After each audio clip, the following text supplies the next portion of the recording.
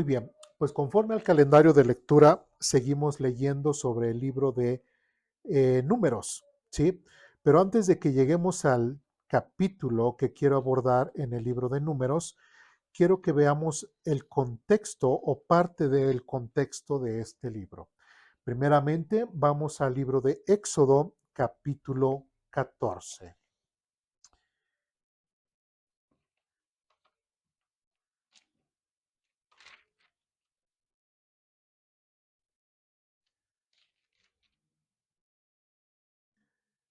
En Éxodo capítulo 14, en la historia, hasta este punto, ¿cómo estaba el pueblo de Israel?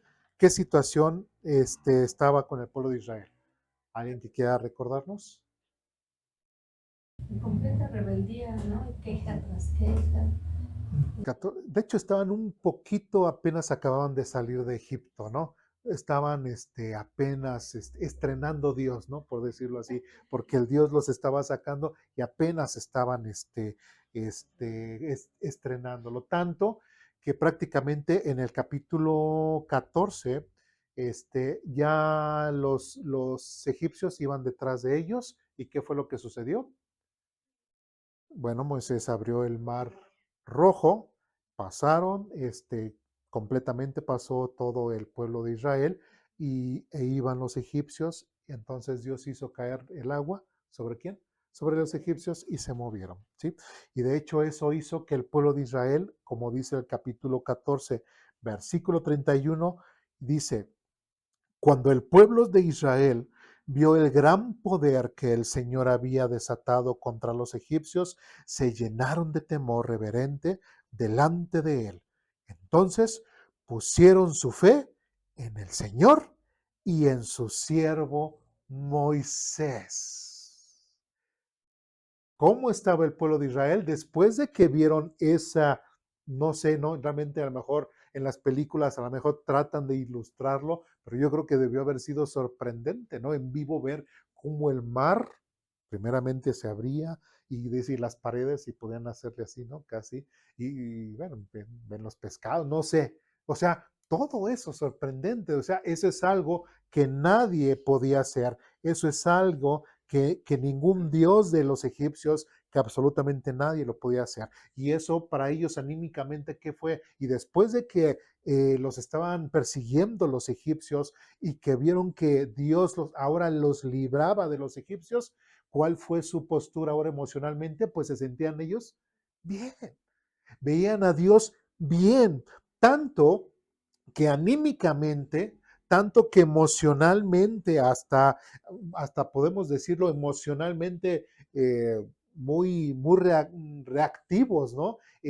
Positivamente se veía bien, porque inclusive decía, y pusieron su fe en el Señor y en su siervo Moisés. Qué bueno hubiera sido que esta actitud siguiera, ¿no? No puedo dejar de pensar de que, mira, así, pero lamentablemente tenemos ya no ideas preconcebidas, sino ya sabemos la historia y ya sabemos la actitud del pueblo de Israel, pero en ese punto Israel tenía como un destello de fidelidad, un destello de creer. Y no solamente creer en Dios, sino como dice, y en su siervo Moisés. ¿Sí? ¿Por qué? Porque Moisés, digamos, a lo largo de su trayectoria, se quejaban siempre en Moisés. ¿Y por qué nos trajiste? ¿Y por qué esto? Pero aquí en este momento, Dios era wow y Moisés era wow. ¿Sí? Todo era wow para ellos. Capítulo 15 dice lo siguiente, tanto estaban tan anímicamente bien, se sentían bien espirituales, se sentían bien en ánimo, veían las cosas maravillosas que Dios hacía con ellos y adivinen qué se les ocurrió o qué hizo el pueblo de Israel. Se les ocurrió cantar. ¿Sí? Capítulo 15, versículo 1 en adelante dice, entonces Moisés y el pueblo de Israel entonaron el siguiente cántico al Señor. ¿Sí? Y muchas veces así, cuando estamos bien felices, bien contentos, ¿cuál es muchas veces la tendencia? Ay, cantar. ¿Sí? Cantar. Y el pueblo de Israel fue la excepción? No. ¿Sí? Algunos dirán a veces los momentos más felices es cuando estamos en la regadera porque cantamos, sale esa artisteada de parte de nosotros, ¿no? Entonces, pero el pueblo de Israel, después de ver todo esto, se le tuvo el impulso, la emoción de poder alabar a Dios.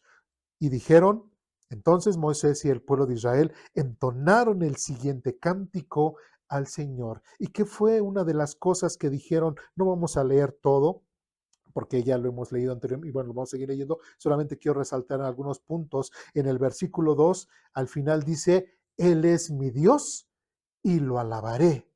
Él es Dios de mi Padre y lo exaltaré. Esto que acabamos de ver, ¿es bueno o es malo?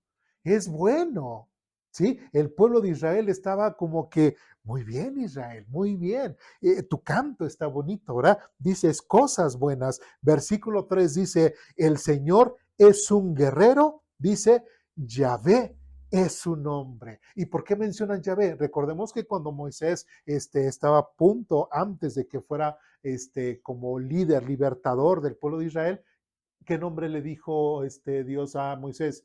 Moisés le preguntó, ¿pero doy de parte de quién? ¿Y qué le dijo? De Yahvé. Yo soy el que soy. Mi nombre es Yahvé. Entonces diles, Yahvé es el que te envía. Entonces, ¿conocían el nombre de Dios? Sí. Tanto que en este canto emotivamente lo mencionan y dicen, y el Señor es un guerrero, Yahvé es su nombre. Y hasta ahorita pues iba bien, ¿verdad? El canto tenía buenos argumentos. También dice en el versículo 11, oh Señor, entre los dioses, ¿quién es como tú, glorioso en santidad, imponente en esplendor, autor de grandes maravillas? Reconocían la grandeza de Dios que acababan de ver, que el mar se abría y Dios los había protegido, ¿sí? Nadie se podía imaginar que, que un Dios o algo pudiera hacer eso más que solamente el Dios de los judíos. En el versículo 13 dice, con tu amor inagotable, y ahí hasta subrayar, con tu amor inagotable, guías al pueblo que redimiste. En su canto emotivamente, ellos estaban diciendo y estaban reconociendo que Dios era el que los estaba guiando. ¿Con qué? Con su amor. Con tu amor inagotable, guías al pueblo que redimiste. Con tu poder, los guías a tu hogar sagrado. ¿Sí? ¿Por qué? Porque ellos iban a dónde? A la tierra prometida, al hogar que Dios tenía para su nación santa. Ahí el pueblo de Israel en su canto estaban diciendo este tipo de cosas. Versículo 14 al final, hasta dice, el poder de tu brazo los deja sin vida como una piedra, hasta que tu pueblo haya pasado, oh Señor, hasta que haya pasado el pueblo que compraste.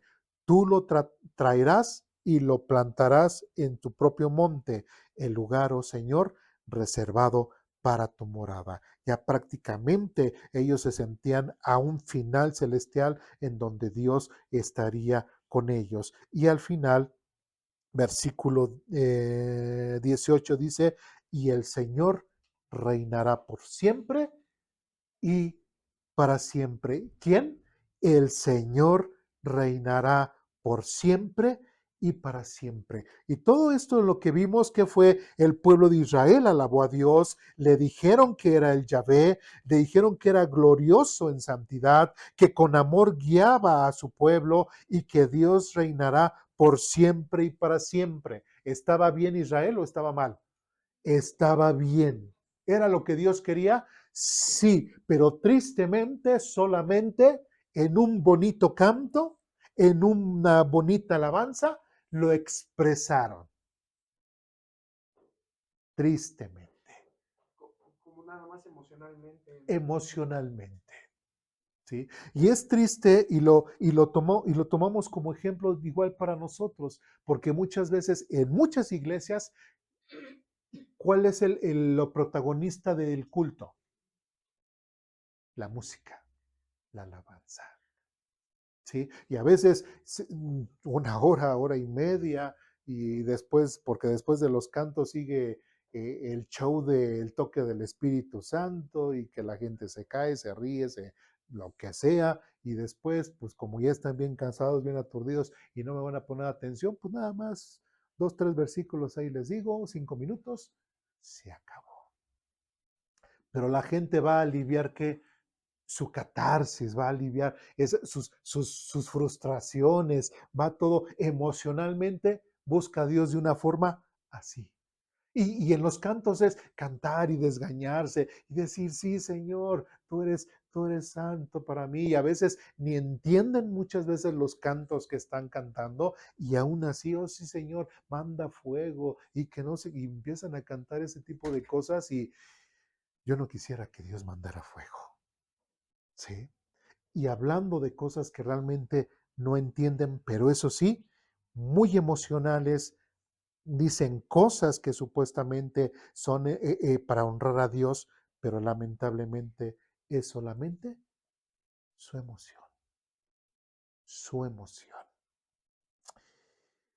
De ahí vamos a saltar a Éxodo capítulo 17. Prácticamente después del canto, recordemos, capítulo 16, también lamentablemente, y el pueblo de Israel parece ser que se olvidó de ese canto, bonito canto que habían entonado. Llegamos al capítulo 17. Éxodo capítulo 17, todavía estamos viendo el contexto. Éxodo capítulo 17, versículos del 1 al 7, dice lo siguiente. Por orden del Señor, toda la comunidad de Israel partió del desierto de Sin y anduvo de un lugar a otro. Finalmente acamparon en Refidín, pero allí no había agua para que el pueblo bebiera. Así que el pueblo volvió ¿a qué? A quejarse contra Moisés. A ver, no que ya confiaban en él, y apenas estamos hablando de 2 capítulos después. ¿Y qué pasó con que confiaban en Dios y confiaban en Moisés, su siervo? Perdón. Dice, así que el pueblo volvió a quejarse en contra de Moisés. Danos agua para beber, reclamaron. Moisés, cállense, respondió Moisés. ¿Por qué se quejan contra mí? ¿Por qué ponen a prueba al Señor?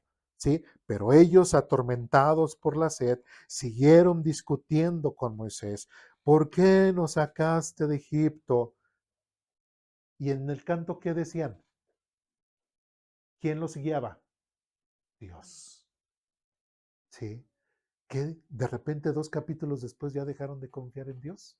2 capítulos después ya nada más ya dejaron de creer en Dios, de creer en la guía de Dios. Aquí ya estaban reclamándole a Moisés. Sí, ¿por qué nos sacaste de Egipto? ¿Quieres matarnos de sed o a nosotros, a nuestros hijos y a nuestros animales? Entonces Moisés clamó al Señor, ¿qué hago con este pueblo? Están a punto de apedrearme. Y el Señor le dijo a Moisés, pasa por delante del pueblo, toma tu vara, hoy quiero recalcar esto, tu vara es la vara que usaba Moisés, dice, tu vara, la que usaste para golpear las aguas del Nilo, y llama a algunos ancianos de Israel para que te acompañen.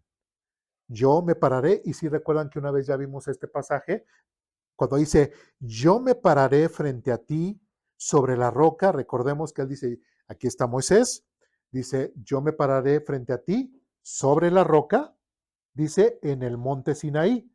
Y después dice, golpea la roca y saldrá agua a chorros, entonces el pueblo podrá beber. Así que Moisés golpeó la roca, ¿cómo golpeó la roca? Como se le indicó. O sea, él siguió las instrucciones. Dios le dijo, golpea la roca, y Moisés dijo, no dijo nada, golpeó la roca y el agua brotó chorros a la vista de todos los ancianos. Ahora, solamente para recordar, ¿quién era ese que le dijo, yo me pararé frente a ti sobre la roca? ¿Sí recuerdan cuando vimos ese pasaje? ¿Quién era? Dios, pero en específico, Jesús. ¿Sí? Con base a 1 Corintios capítulo 10. ¿Sí recuerdan ese pasaje? ¿Sí? Muy bien. Entonces, ¿quién era el que le decía eso? El Señor Jesucristo antes de que viniera en carne. Versículo 7. Entonces Moisés llamó a aquel lugar Masá, que significa prueba, y Meriba, que significa discusión, porque el pueblo de Israel discutió con Moisés y puso a prueba al Señor diciendo, ¿está o no el Señor aquí con nosotros? Imagínense el pueblo, y solamente estoy hablando de 2 capítulos. El pueblo que cantó bien bonito, que le dijo bien cosas bien bonitas a Dios, que le dijo cosas a Dios que realmente hasta hacían chillar, que ellos se sentían bien emocionalmente hablando, ¿sí? Etcétera, etcétera, que reconocían al Dios. Pero siguiente capítulo y al capítulo 17 al cual estamos abordando, prácticamente ellos estaban dudando de qué, de que Dios estuviera con ellos. Entonces, ¿para qué tanto canto? ¿Sí? ¿Sí se dan cuenta cómo no solamente nosotros podemos actuar emocionalmente, sino el pueblo de Israel como toda una nación, emocionalmente simplemente hizo este canto que realmente no reflejaba lo que había en sus corazones, ¿sí? Realmente no reflejaba lo que realmente ellos creían. ¿Sí? Por eso lo que es el tema también del canto, lo que es el tema de la alabanza, es es muy delicado. No nada más es cantar por cantar, no solamente es este canto me gusta porque pues, ya lo pongo y ya, no, sino se tiene que analizar, ¿no? Tiene que tener cierto contenido para que realmente sea en adoración y no solamente, y aparte del contenido, no solamente eso, sino las personas que puedan estar al frente para guiar a la congregación en los cantos, ¿sí? No nada más es cualquier cosa. Yo les comentaba, cuando yo estudiaba música, lamentablemente algunos compañeros que no conocían del Evangelio, eran contratados por grupos de alabanza, que pues es que necesitamos guitarrista y todo, y iban, los contrataban, tocaban en conciertos, tocaban en iglesias, y ya, pero ellos nunca fueron creyentes, ellos nunca fueron salvos, y lamentablemente por el hecho de que pues nada más tocaban bonito, por eso estaban en esos lugares. ¿Sí? Entonces, todo eso es muy delicado y otra vez repito, emocionalmente y las emociones nos pueden llevar hasta engañarnos a nosotros mismos, pensando que estamos haciendo bien o que lo que sentimos está bien. ¿Sí? Hay gente que igual cuando se les dice, pasen, ¿quién quiere aceptar a Cristo al final, no? Levanten la mano, ¿quién quiere aceptar a Cristo? Pasen enfrente y emocionalmente se les dice esa oración, casi, casi que muchos la creen mágica, ¿no? Esa oración mágica de aceptar a Jesucristo y la gente lo hace y lamentablemente lo hace más por emoción, pero nunca creen que realmente creen en Jesucristo como medio de salvación. Entonces, nuestras emociones, como en el pueblo de Israel, también le pueden jugar en contra. Una cosa es lo que sentimos y otra cosa muy diferente es lo que realmente Dios y su palabra se hace carne en nosotros. ¿Me explico? ¿Sí? Tenemos que tener mucho cuidado en eso, porque si no, ¿qué pasó con el pueblo de Israel? Al final pusieron a prueba a Dios. ¿Y por qué? Porque prácticamente ellos dijeron, bueno, ¿está o no está el Señor aquí con nosotros? ¿Sí? Que aprendemos también que a pesar, el hecho de que nosotros estemos con Cristo y estemos ahora con Dios, ¿vamos a vivir una vida color de rosa y todo nos va a ir bien? No, ¿sí? Al pueblo de Israel acababa de cantar, capítulo 16, pasó algo en contra, capítulo 17, no tenían agua, pero era el pueblo escogido por Dios. Dios los estaba guiando, ¿sí? ¿Tenían problemas? Sí, pero el problema no era el problema no era el problema era lo que realmente ellos eran, si eran realmente creyentes o no eran creyentes, si realmente confiaban o no confiaban. ¿Sí? Y cuando realmente uno cree en Dios, confía en Dios, ¿realmente importará el problema? sea cual sea el problema, Dios nos puede ayudar, pero tenemos que confiar. Tenemos que aprender a confiar. ¿Sí?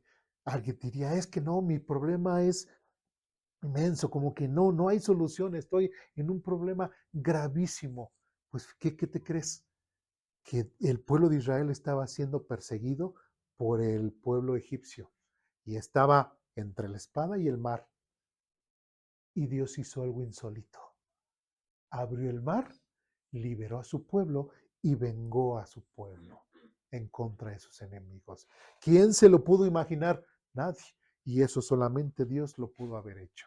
Entonces, hay cosas que a lo mejor es que no hay solución, no, pues a lo mejor a ti por tu cerebrito no tiene solución, pero si le dejas las cosas a Dios, Dios puede hacer cosas que no te puedes imaginar, ¿sí? Y cosas sorprendentes que pueden pasar en tu vida por el simple hecho de confiar en Dios. Y no que estés tan abrumado en los problemas y que digas, bueno, si está Dios o no conmigo, ¿sí? Y hasta te enojas con Dios y dices, como siento que Dios no está conmigo, ya no voy a ir a la iglesia, ya no voy a leer su palabra, ya no voy a orar. Simplemente porque te sientes sin Dios, simplemente porque sientes que Dios no está con... No, aprendamos del ejemplo del pueblo de Israel, aprendamos del ejemplo de cómo el pueblo de Israel ha convivido con Dios y cómo se ha mal comportado con Dios. ¿Sí? Aquí en Aposento Alto le hemos dicho, Israel siempre será el pueblo de Israel, no es la iglesia no sustituye a Israel, ni Israel sustituye a la iglesia, e Israel es como nuestro hermano mayor. ¿Sí? Todo lo que ha vivido el pueblo de Israel para con Dios en su relación, nosotros ahora como iglesia lo tenemos que aprender. ¿Sí? Así como si nuestro hermano mayor vemos que tiene ciertos conflictos con papá, pues nosotros como hijos menores tenemos que aprender en no caer en lo que nuestro hermano mayor cayó, ¿sí me explico? Entonces, siempre el pueblo de Israel va a ser nuestro ejemplo, no para bien, lamentablemente, más para mal que para bien. ¿Sí? Dudas, preguntas, comentarios, reclamaciones, alguna duda de amargura aquí, algún defensor de Israel. Sí, porque también. No, hermano, a mí me gusta mucho un versículo que es en Ezequiel, no, sí, no, en Ezequiel 33:3 que dice, clama a mí, yo te responderé y te enseñaré cosas grandes y ocultas que tú no conoces. Así o sea, es. y en otro pasaje que no me acuerdo cuando dice, pruébame. Ujú. O sea, cuando la gente es incrédula, pues realmente porque nunca, pues no le ha permitido al Señor realmente gobernar Su la vida, vida. exactamente. ¿Sí? Así como el pasaje que leímos en la mañana con Jesús, oh Jerusalén, Jerusalén, cuántas veces te quise yo traer como la guinea trae sus pollos, pero no me dejaste. ¿Sí? Y así Dios nunca, como veíamos en la escuela dominical, nunca va a violar nuestra voluntad, siempre va a respetar nuestra libertad, pero lamentablemente muchas veces la gente no deja que Dios sea parte de. ¿Sí? ¿Sí? Entonces, aquí en el capítulo 17, pues vemos versículo 6, resaltar yo me paré frente a ti sobre la roca en el monte Sinaí, golpeé la roca y saldrá agua a chorros. Entonces el pueblo podrá beber. Prácticamente Moisés hizo todo conforme lo que Dios le dijo. Y versículo 7, bueno, dice, así que Moisés golpeó la roca, ¿cómo se le indicó? ¿Hizo algo más? No. ¿Hizo algo menos? No. Hizo exactamente. ¿Y con qué vara lo hizo? Con su propia vara. ¿Sí? Ese es un detalle porque ahorita vamos a ver el otro pasaje, ¿sí? Con su propia vara. ¿Dudas, preguntas, comentarios, reclamaciones hasta aquí? ¿No? Bien. Ahora vamos ahora sí vamos a Números capítulo 20. En Números capítulo 20 fue donde nosotros durante la semana leímos y prácticamente esta situación de lo del agua ocurrió dos veces y en alguna ocasión creo que ya lo había mencionado. La primera fue lo que acabamos de ver en Éxodo capítulo 17 y la segunda es aquí en el libro de Números capítulo 20. ¿Ya estamos ahí? Números capítulo 20 dice lo siguiente. El primer mes del año, toda la comunidad de Israel llegó al desierto de Sin y acampó en Cades mientras estaban allí. Miriam murió y la enterraron, ¿sí? Ya que en este lugar no había agua para que el pueblo bebiera.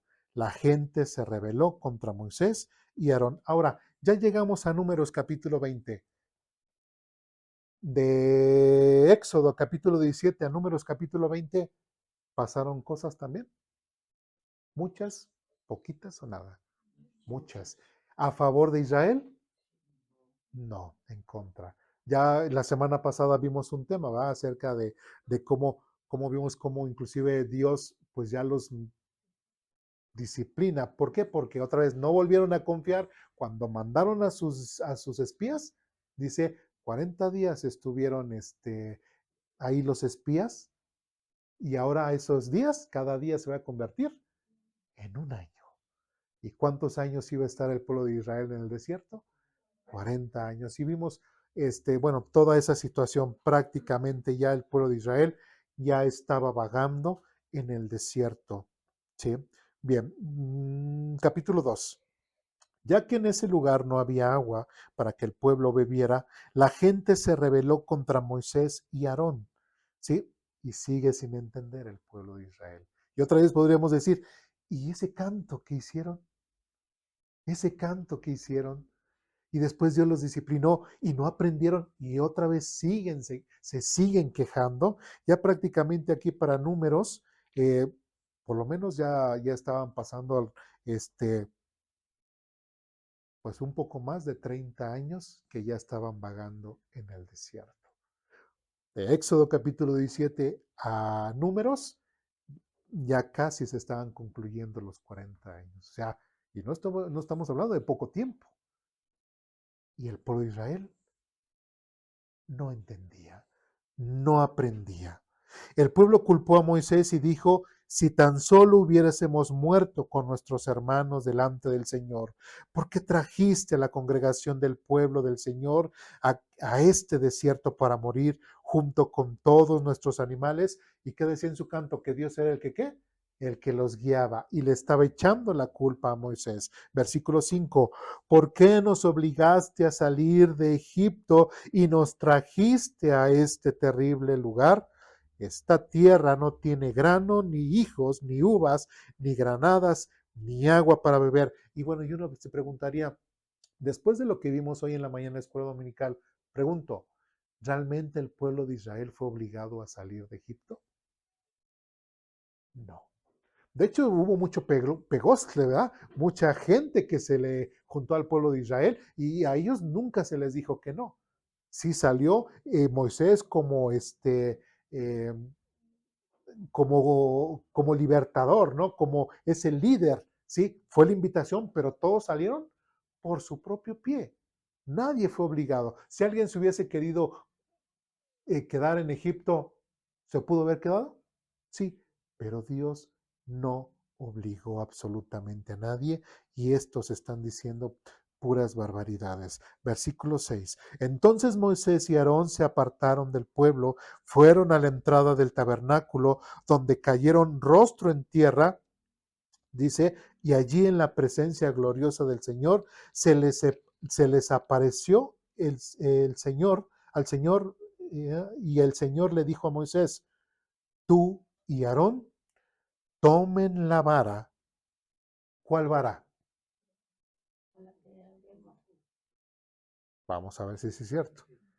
Tú y Aarón tomen la vara y reúnan a toda la comunidad en presencia de todo el pueblo, que dice, háblale a la roca y de ella brotará agua. En la primera ocasión que hizo Moisés, ¿cuál fue la instrucción?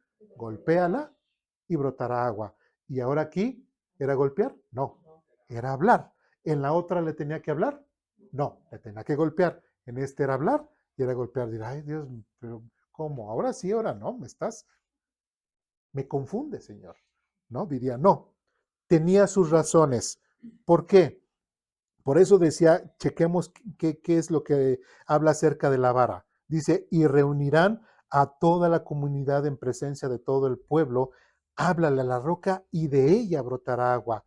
De la roca proveerá suficiente agua para satisfacer a toda la comunidad y a sus animales. Versículo 9 es muy importante. Así que Moisés hizo lo que se le dijo. Fíjense, tomó la vara, ¿de dónde? Del lugar donde se guardaba, ¿en dónde? En la presencia del Señor. ¿Era su vara? No era su vara. Entonces, ¿qué vara era? Si nosotros vamos capítulos anteriores, vemos en el capítulo 17, perdón, en el capítulo 17 hubo esta situación. Recordemos que estaban saliendo de esta rebelión de Coré porque Coré no reconocía el liderazgo ni de Moisés ni de Aarón. ¿Sí? Y Coré quería ser el sumo sacerdote. Entonces, ¿qué fue lo que sugirió Dios? Pues que cada uno de las cabezas de las familias tomen una vara, que la dejen ahí en mi presencia. Presencia quiere decir junto al arca del pacto. ¿Sí? Significaba la presencia de Dios. Entonces, ahí al arca del pacto, y la que reverdezca y dé lo que son, como dice, que reverdezca y dé frutos o dé brotes, esa es la familia que yo elegí. ¿Y a cuál eligió Dios? Pues la vara de Aarón, que reverdeció en el capítulo 17, versículo 7, dice, entonces Moisés colocó las varas en la presencia del Señor en el tabernáculo del pacto. 8. Al día siguiente, cuando Moisés entró en el tabernáculo del pacto, encontró que la vara de Aarón, que representaba la tribu de Leví, había retoñado, echando brotes, florecido y producido almendras maduras. Prácticamente estaba viva. Y ahorita vamos a ver unos detalles más. ¿Sí? Ok, ahí estaba. Después en el capítulo, ahí, el mismo capítulo 17, versículo 10, fíjense, dice, entonces el Señor le dijo a Moisés, pon la vara. ¿Cuál vara? La de Aarón. Pon la vara de Aarón permanentemente delante del arca del pacto, ¿sí? Para que sirva de advertencia a los rebeldes. Esto deberá poner fin a las quejas contra mí y evitará más muertes. Entonces, ¿dónde quedó la vara de Aarón? Ahí, junto al arca. ¿Sí? Todavía no estaba dentro, ahí estaba junto. ¿Sí? Entonces, por eso, en el capítulo 20, cuando Dios le dice, ve, toma la vara, no es tu vara, no es la que abrió el mar, no es con la que golpeó la piedra anteriormente, sino es esa vara. ¿Por qué? Otra vez recalcamos versículo 9. Así que Moisés hizo lo que se le dijo, tomó la vara del lugar donde se guardaba en la presencia del Señor. ¿Y en dónde es en la presencia del Señor? ¿Qué representaba en la presencia del Señor? El arca. Entonces, ¿a qué vara se está refiriendo? A la vara de Aarón que reverdeció. Si vamos bien, ya nos estamos imaginando más o menos el desenlace. ¿Sí? Entonces, era la vara de Aarón. Dice, luego él y Aarón mandaron a llamar al pueblo, dice, a reunirse frente a la roca. Escuchen ustedes, después dice, rebeldes, gritó, ¿acaso debemos sacarles agua de esta roca? Y enseguida Moisés levantó su mano y golpeó la roca 2 veces. ¿Qué hizo? Golpeó la roca. ¿Le habló? No, solo golpeó con la vara y el agua brotó a chorros, así que toda la comunidad y sus animales bebieron hasta saciarse. Sin embargo, el Señor les dijo a Moisés y a Aarón, puesto que no confiaron lo suficiente en mí para demostrar mi santidad a los israelitas, ustedes no los llevarán a la tierra que les doy. Por eso, ese lugar se conoce como las aguas de, etcétera, etcétera, y dice, porque allí el pueblo de Israel discutió con el Señor y él demostró su santidad entre ellos. Voy a leer algunas cosas. En esta situación similar, el pueblo nuevamente se quedó por la falta de agua, se quejó por la falta de agua. Esta vez, Dios le dijo a Moisés que hablara a la roca para que brotara agua, no que le pegara como la primera vez. Sin embargo, Moisés en su frustración, ¿estaba frustrado? Sí, enojado, ¿sí? Golpeó la roca 2 veces con la vara de un lugar. Moisés en su frustración golpeó la vara 2 veces con la vara de que en lugar de hablarle, perdón, aunque el agua salió, esta acción tuvo consecuencias para Moisés y Aarón, pues ellos no pudieron ya entrar a la tierra prometida por no haber obedecido completamente las instrucciones de Dios. Ahí en el capítulo 17, en versículo 10, dice, primero, que Moisés y Aarón tomaron la vara que reverdeció. Ya lo vimos, ya comparamos los pasajes y vemos que se refiere a la vara que reverdeció. Ahora, qué interesante que esta vara, ¿qué significaba? Uno, al hacer que la vara de Aarón brotara, floreciera y produjera almendras en una sola noche, Dios mostró que su elección no estaba sujeta a la opinión humana ni a debate. Prácticamente Dios había dicho, yo elijo a Aarón, yo elijo a esta familia y nadie, absolutamente nadie, lo podría cuestionar. Punto 2. Una vara es un objeto muerto, un pedazo de madera cortado. El hecho de que reverdeciera y diera fruto milagrosamente simboliza el poder de Dios para dar vida donde no la hay. Este milagro señaló la capacidad divina de traer orden, vida y bendición a través de su escogido. ¿Se dan cuenta? No era una simple vara, tenía su significado. 3. Las flores y almendras en la vara de Aarón representaban la fructificación y prosperidad que acompañan el servicio ordenado por Dios. Era un recordatorio de que el sacerdocio no era una posición que alguien pudiera tomar por sí mismo, sino un llamamiento directo por parte de Dios. ¿Sí? ¿Qué más significaba la vara? La vara reverdecida se convirtió en un testimonio visible de que el conflicto debía terminar y que el pueblo debía aceptar la autoridad divina establecida. Porque si recordamos lo que dice en el versículo 10 al final, dice, bueno, que la verdad estará permanentemente delante del arca del pacto para que sirva de advertencia a los rebeldes. Esto deberá de poner fin a las quejas contra mí y enviará y evitará más muertes. El simple hecho de que vieran la vara, prácticamente esta vara les tendría que recordar a las personas lo que Dios había hecho, a quién había elegido Dios y que Dios era poderoso y era Dios el que elegía. ¿Sí? ¿Qué más podemos ver? Punto 5. Dios mandó que la vara reverdeciera, eh, que la vara reverdeciera y que se guardara en el arca del pacto como una señal perpetua de su elección. Ya lo vimos en Números 17:10. Esto muestra que la elección del evento no era solo para esa generación, sino para que futuras generaciones, como recordatorio de su santidad y orden de Dios en su adoración. No solamente, no iba a ser una vara que se iba a morir, sino iba a ser una vara que iba a servir para las futuras generaciones y que iba a servir de testimonio. Y si se dan cuenta, la vara tenía realmente un significado. Ahora, ¿qué fue lo que le hizo? Las instrucciones que Dios le hizo a Moisés?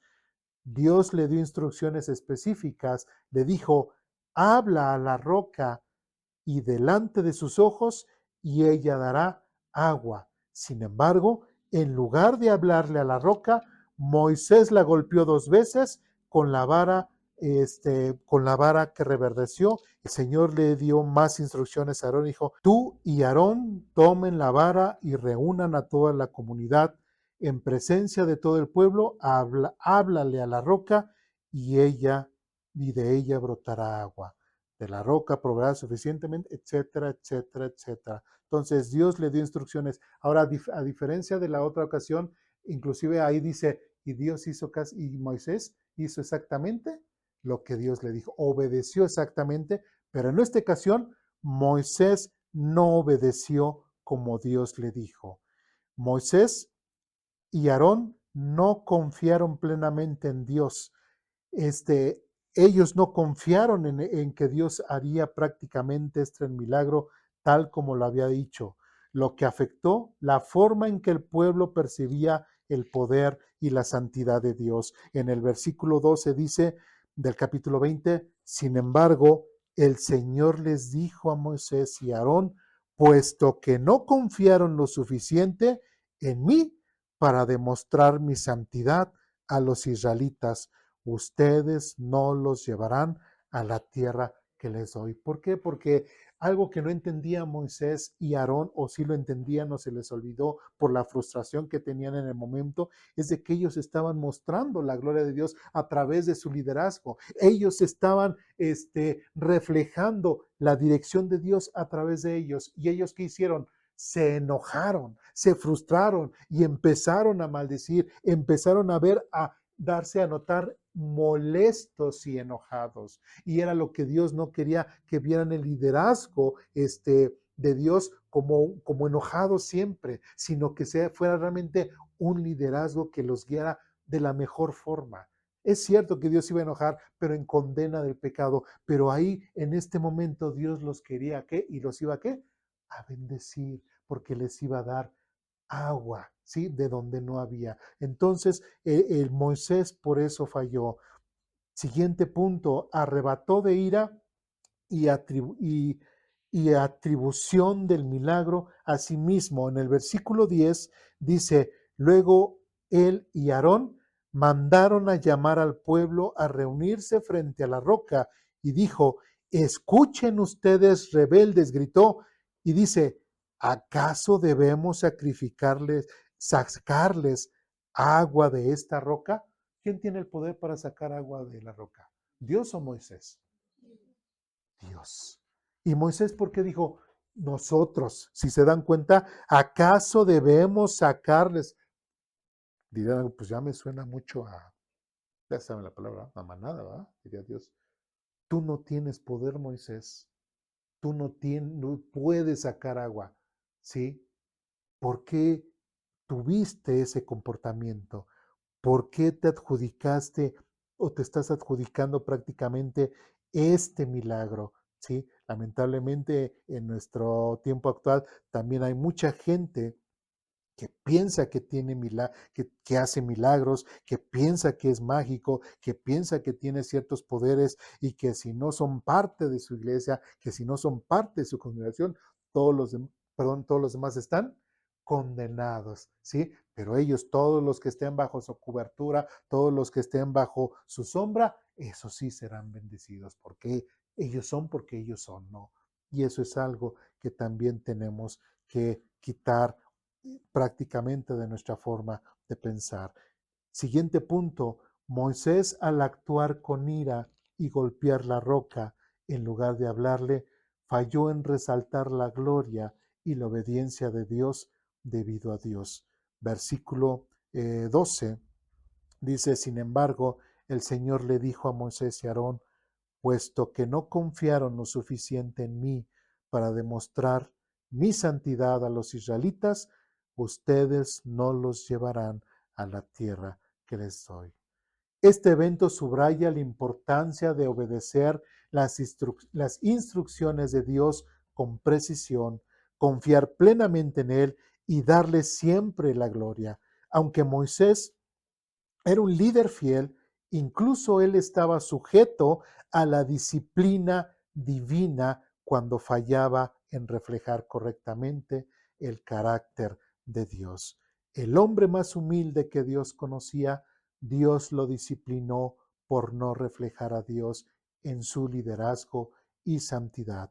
Y Dios mostró que ni al mismo Moisés le toleraría su pecado, y Dios mostró su santidad. En el versículo 13, al final dice, y porque allí el pueblo de Israel discutió con el Señor, y él demostró su santidad entre ellos. Si Dios no hubiese disciplinado a, Israel, a Moisés, prácticamente no se hubiese mostrado la santidad de Dios, su justicia. ¿Sí? Entonces, ¿por qué en este caso Moisés no le pegó?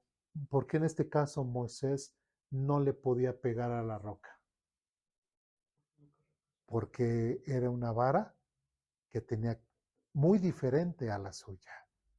¿Sí? Era una vara que iba a dar testimonio de santidad, de los milagros de Dios, de testimonio a las siguientes generaciones. Por eso Moisés no podía utilizar la vara que reverdeció para hacer lo mismo en la otra ocasión. ¿Sí? Que muchos preguntan, bueno, pero ¿por qué Dios fue tan estricto con Moisés solamente por lo pegó? Porque le pegó, bueno, es que se tiene que ver todo el contexto. ¿Sí? Se tiene que ver todo el contexto. Entonces, no fue algo simple. Dios no fue severo con Moisés. ¿Se lo merecía? Tristemente sí. Sí, porque la vara en su significado tenía un gran significado, y lo que quería Dios era de que al ver la vara de Aarón que reverdeció, el pueblo de Israel pudiera así que reaccionar.